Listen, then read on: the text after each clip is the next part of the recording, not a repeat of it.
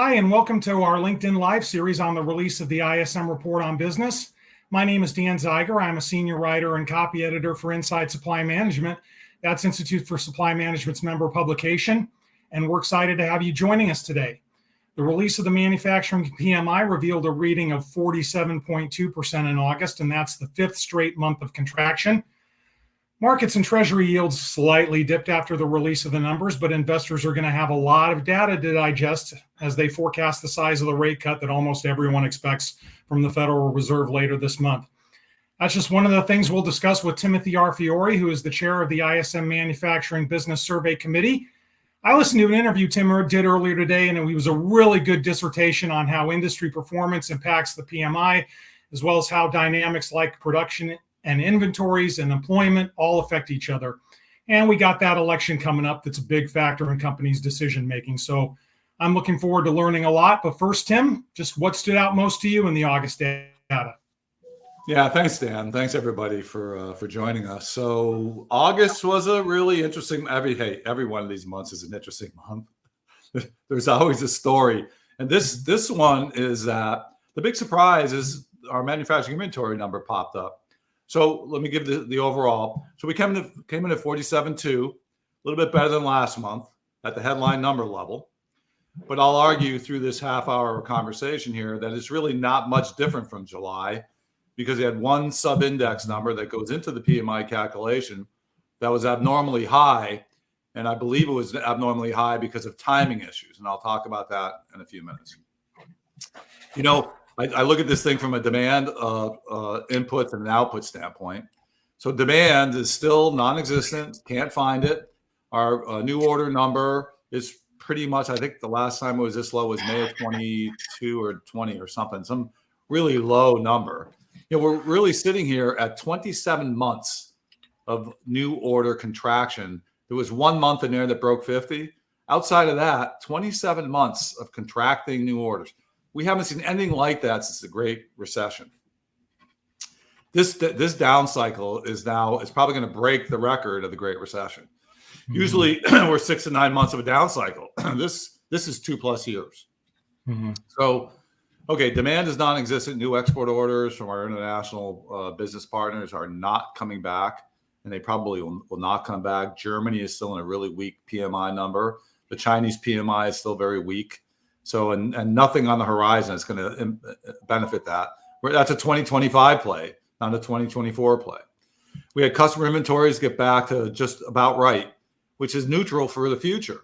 It's okay for today, meaning that we're shipping to our customers to have enough of what we ship to them. But you really want to see that being they want more of it. This way, you kind of follow up the next month, you got to deliver more. So customer inventories moved into the just right category, which is neutral. And our backlog, although the backlog number is a little bit better, it's still 43. We've had 23 months of declining backlog. It started in October 2022, about 4 or 5 months after the first rate hike went up. So this whole thing now is setting records in terms of decline, but the decline is not serious. It's a weak decline, and it's important to point that out because there's a huge difference between a 48, which is a decline, and a 44, which is a decline. Huge difference. And remember, a diffusion index measures the quantity of companies reporting something, not the depth of which each company is experiencing that event. So keep that in mind here. So demand is still non-existent. Interest rates, with the future of interest rates being a reduction, and the Fed chair declaring victory pretty much, that's a real positive thing. But it's happened so late now in the economic year that we're right on top of the election period. And I'm not sure what all that's going to mean. You know, the two different parties have two different investment strategies. You know, clear as day. There's some industry sectors that will benefit from it either way. Chemical products, being a feeder industry sector, will benefit either way. But it could benefit more from one policy versus the other. And that will affect investment decisions. It'll affect investment decisions in working capital. It'll affect investment decisions in CapEx. So until the election is kind of known, which hopefully will be by the end of November, it could be January again, but let's call it the end of November, we're still going to be in this weird space of 46.5 to 49.5. We could hit 50. but I don't see a growth profile for manufacturing until 2025. Yeah. Yeah, a month ago, we were talking about the July data, and I remember that, you used the word alarming a couple of times to describe some elements. The August data was not ideal for a lot of the reasons that you just elucidated, but I didn't sense that as I was looking through the data. Obviously, as we said, none of it's ideal, but particularly the percentage of GDP in contraction status, those stats that you regularly cite, those had a little bit of an improvement, particularly thanks to a couple of good performing industries that you cited that helped. Just to dive into that a little bit. Yeah, you're right. So 65% of manufacturing GDP contracted in August compared to 85% in July. That's a big difference. And more importantly, I think we had 33% contracted at 45 or less versus 53% contracting at 45 or less in July. So on the surface here, it appears to be better. But what kept those numbers better is the investment in manufacturing inventory, which I think was a result of a timing issue. You couldn't stop the suppliers from delivering fast enough. Now, so the question is, did they over deliver in August compared to what the demand was? Or did the demand in August take a step down in August, and therefore panelist companies ended up with extra manufacturing inventory? I don't have that answer. We're going to see what happens really in September and October.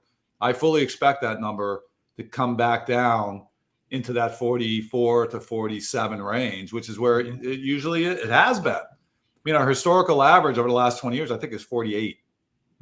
So why is this number so much better? It's a timing issue. So if you do that and it all gets reflected in the industry sectors, you're going to see them all kind of weaken.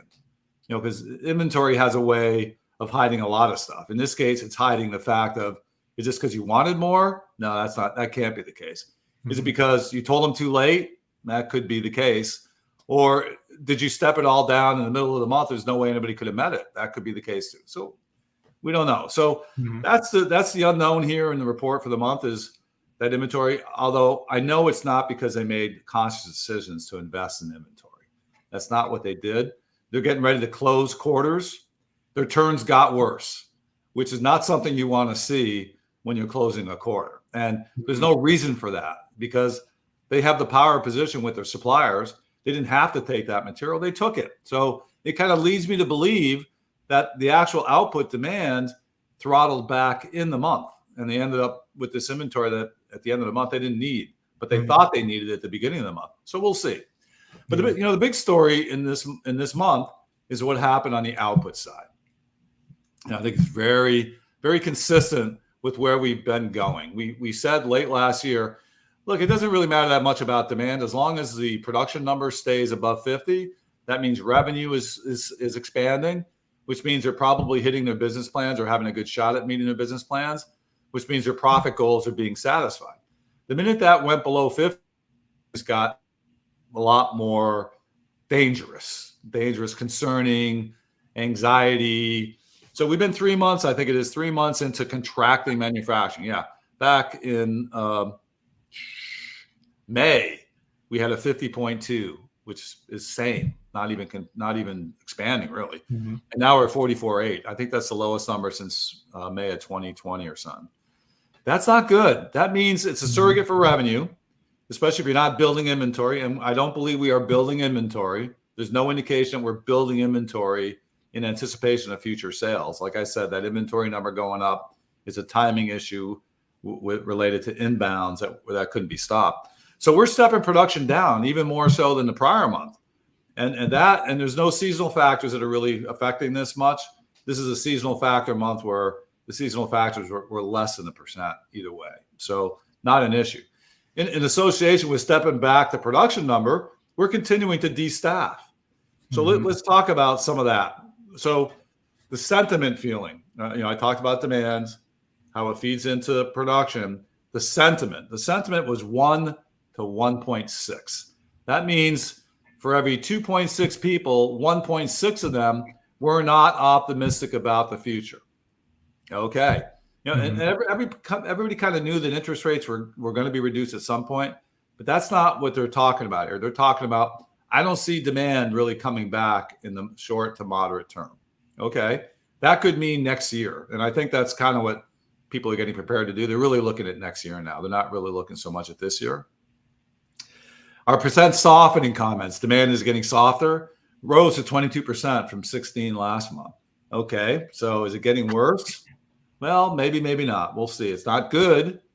Not good at all. And then, the other one here, the hire to fire ratio, 1 to 1.2. So we're letting more people go than we're hiring, according to the comments. Now, that's not a direct one-to-one relationship, but I go through the comments and I split them up, who's hiring, who's not. And then if they're not hiring, what are they doing? Freezing, attriting, or laying off? 65% of the not hiring, of the layoff activity or the force reduction activity was layoffs.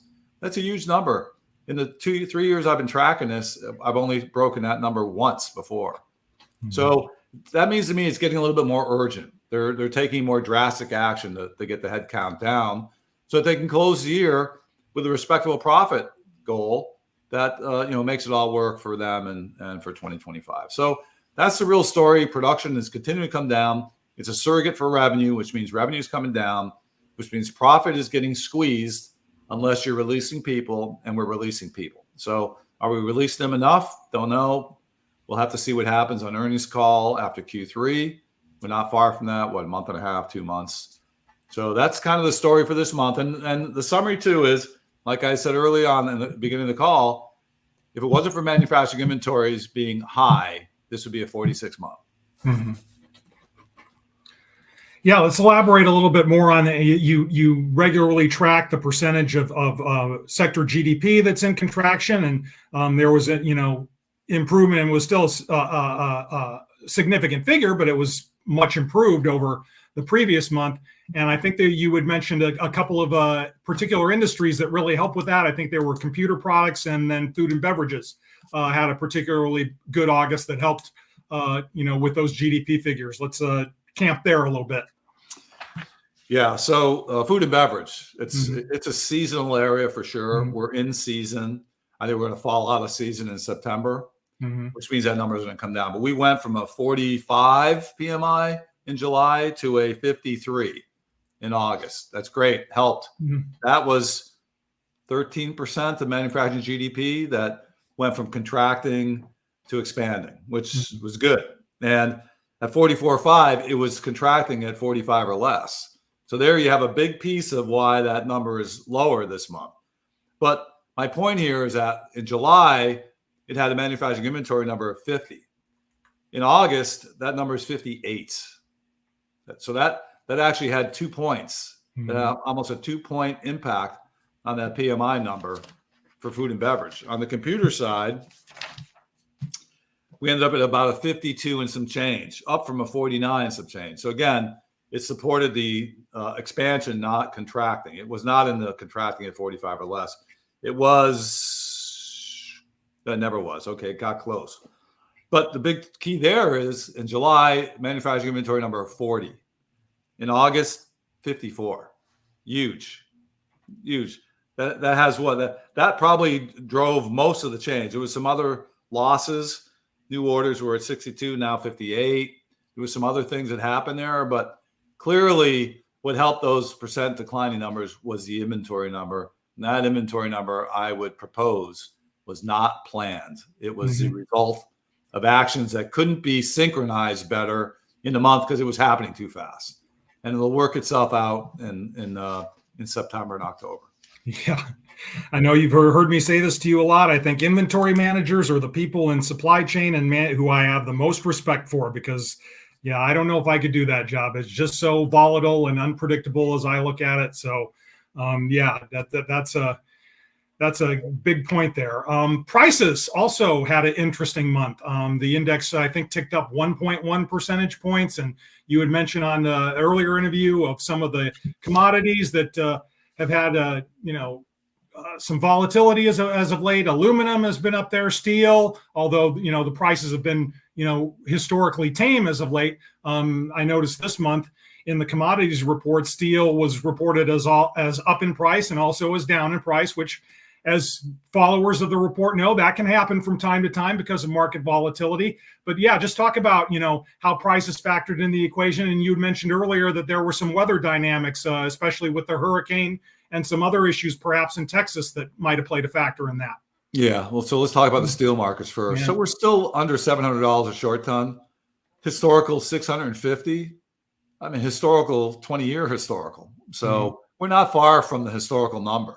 And that's not inflation adjusted. I mean, the 700 it includes inflation. The 650 is a 2005 number. So we're not far from the historical low on steel. And I don't see anything outside of, expanding demand, which is usually driven by construction. They're a huge steel user. Then automotive is number 2 steel user. Neither one of those industries are doing well. So this is why you see steel prices being at historical lows, which is positive. What happened in August was we had natural gas go up about 10%. Oil was down about the same amount, 10%. And we have plastic resins going up in price. And the reason for that is you got natural gas going up. Okay, that's going to drive it. That's usually done on a quarterly price adjustment basis. Natural gas is a huge feedstock for plastics. But probably more importantly, what impacted the plastics price was the weather disruptions that we had back in June and July. And it's taken a little while, but plastic plants shut down when big weather's coming their way. And sometimes they start up within 2 or 3 days of the shutdown period of the event passing. Sometimes it takes a week. So I think we had a combination of that in some of our big plastic factories. And as a result, prices have gone up for a short period of time. So short answer, Dan, is I don't think 54 is anything to be nervous about. It's not a trend heading in the wrong direction. It's a blip. It's a blip because of what's happened in June, July. And that will probably, a 52 is fine. I mean, that's a fine number. 54 is not bad either. You get above 55 and you got price pressure. You got suppliers pushing back harder. But 50, 54, I'm not worried about it. I think it'll clear up. I don't see anything that's going to drive our input prices up through the end of the year. Yeah. And then let's talk about that supplier deliveries number. That also kind of stood out to me. I mean, it's not strong expansion by any stretch of the imagination, 50.5, actually down 2.1 points from July. But, that's a slower deliveries for a second straight month. Typically, that's the opposite of what you would expect when demand is as sluggish as it has been recently. I mean, were there any weather factors that you may have heard in the respondent comments or any other data that you might have seen that might explain, why that number is slower when demand dictates that it might not be or shouldn't be? Yeah, we had some weather events, but I can't put my finger on that. A lot of what's impacting some of these deliveries is with ocean freight, anything that's coming through the Suez Canal is still impacted. Yeah. And early to midsummer was, it's a huge increase of inbounds as a result of stocking up for the seasons, as well as the back to school season. So, we might have a combination of that occurring. Last month when we were 52, I was a bit surprised at that. It was the number that didn't make a lot of sense. It's like, why are they getting slower when things are getting easier? 50.2 is kind of the same as last month. So we'll see where this goes. And one of the things I proposed last month was, hey, maybe the suppliers have destaffed, and maybe now they're running so tight that they can't respond to changes in demand. But I don't think that's really what happened here. That was a maybe. I don't think that's what's happened here looking at August. I think 50.2, it's okay. You think if demand was that bad, our number would be low 40s. And it had been in the low 40s for quite some time. 50, I'm fine. Input should not be a factor in this grow out. And right now it's a negative factor, providing an opaque cover to a PMI number that should be lower. I think that's the point. And if you take that inventory number, step it down to where it should be, you're at a 46. Yeah. And you could easily, with the supplier delivery number, that could have easily been 48 or 49, and you got another half a point coming out. So, you could easily get yourself to a high 45 plus. But again, I'm not overly nervous because we've taken steps already. The Fed has taken steps to kind of make things easier in the future. It's going to take a little bit of time. It's unfortunate that it ended up going all the way into the fall because we're on top of the election period now. Right. Well, that's the perfect lead in. I mean, as we often like to do, or I often like to do on our discussions here on LinkedIn. I like to think big picture, and I kind of sense this as well. I have a look at the historical data, and I had sensed that, we're approaching the Great Recession in terms of length of time under 50%. And hearing you say it, at the top of this call, it still almost made me do a double take. It's kind of hard to believe. Talk about. You also mentioned that. Go ahead. On that though, I mean, it's not a bad. Don't equate the length of time with the severity of the issue, because that was extremely scary. Yeah. Because that was leading me to my next point. It's under 50%, but I know in past months you've used a lot of S words, and here's one. Stability. You've said it before. Even when you're hovering, below 50%, at least high 40s, stability's not the worst place in the world to be. Can you just talk about that dynamic? Especially, you were asked earlier this morning, how you see it playing out for the rest of the year. Just talk about it in that dynamic. Yeah. Yeah. So, I mean, we could be 47 to 50 through the end of the year. I don't see us anywhere much above 50. I don't see why we would be. Just don't see what would drive that. It's not going to be a huge awakening. This election thing, like we talked about earlier, it might not get resolved until the end of December. So there goes the year. I think companies are very focused now on salvaging their business plan for 2024. They started 24 being optimistic that it was going to be much better than 23, and it's not. If it comes out to be equal to 23, that's good. I mean, our GDP numbers are up. Okay. They're up about what, 2%? I mean, that's not great guns. When you see these big 3% numbers, you got to offset it with the 1.5% in Q1. So we're expanding at a rate of 2.1%, and we're getting weaker. So Q3 GDP, my guess would be more in the 1.5% range. We're probably going to end the year at 1.5 to 2% GDP growth, coming off of a year that wasn't 2023, which wasn't stellar.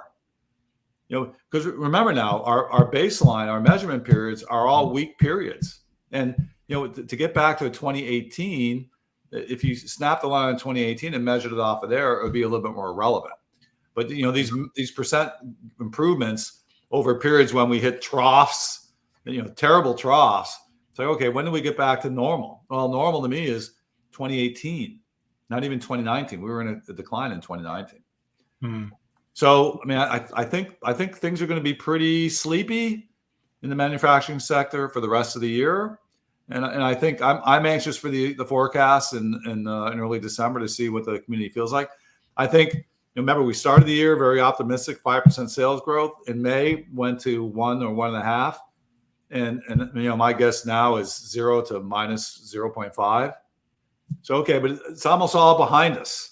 Got to keep looking forward. What's 2025 going to look like? I think people are getting geared up for a much stronger 2025. I would expect our CapEx to be aggressive in 25.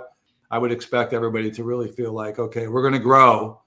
And, whether it's Democrat or Republican, we're going to grow. Nobody's talking about deficit reduction. So, I mean, and, tax cuts tend to help too. And, investing money in the economy helps too. And we got a lot of that happening. So 25 is going to be a good year. I think this is the year of, okay, let's salvage what we can. Because of interest rates being held higher for longer, we didn't, really meet our forecast because we thought demand would come back before now. And let's just get ourselves ready for next year. Let's make sure we come in conservative so that we don't get ourselves caught out in this, under promise, over deliver, or over promise, under deliver. Yeah. Well, I'll drop a quick reminder. Our September-October issue of Inside Supply Management will focus on the presidential election and some of the supply chain issues and manufacturing issues that are being impacted. Tim was interviewed for that article, and he had a lot of insightful comments, so you'll want to check that out. We're about 5 minutes coming up on time here, Tim. So just, as I often do at this point in our call, I mean, anything that I haven't asked or anything that we haven't discussed to this point that you think is relevant for our viewers to know in regards to this month's report?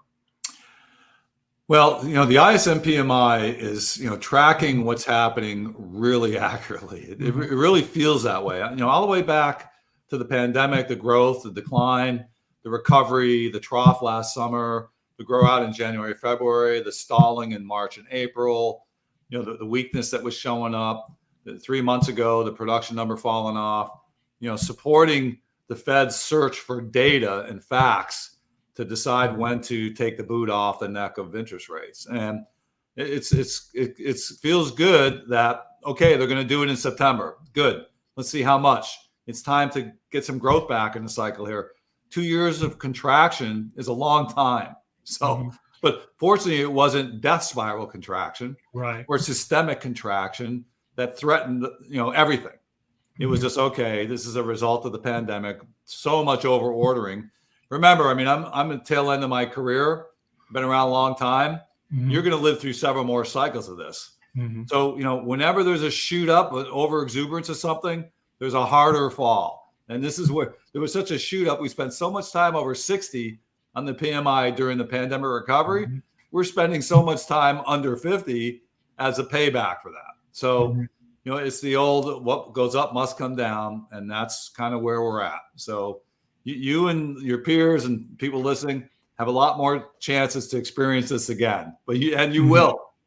But this is a result of a dramatic and extended stay in high expansion territory, and now we're paying the price with an extended stay under 50. But fortunately, it's not so serious that your neighbor next door is getting laid off.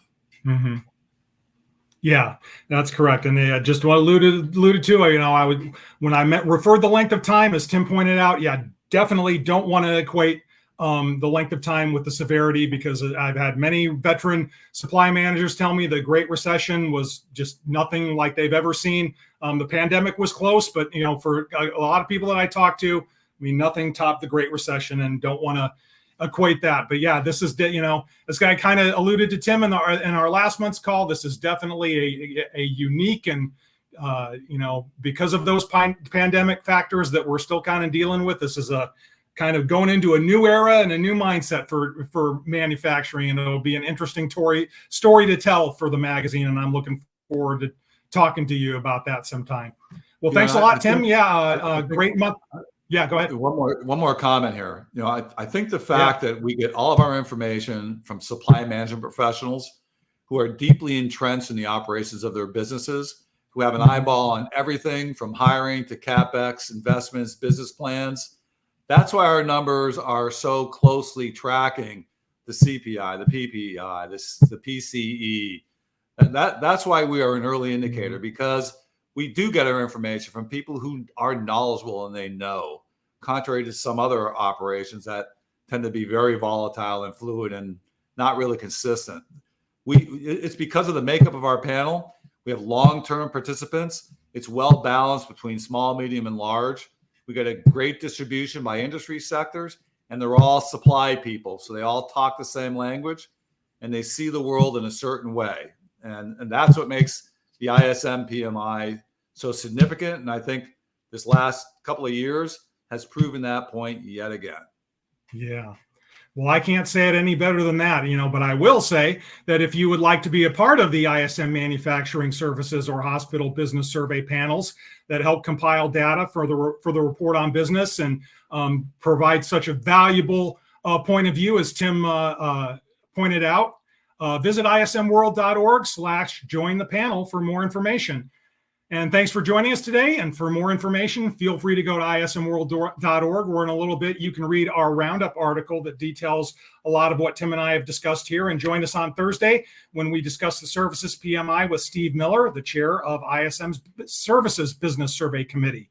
And so for Tim Fiore and some good folks who helped us behind the scenes, Christina Cahill and Jennifer Stevens, my name's Dan Zeiger. We'll see you next month.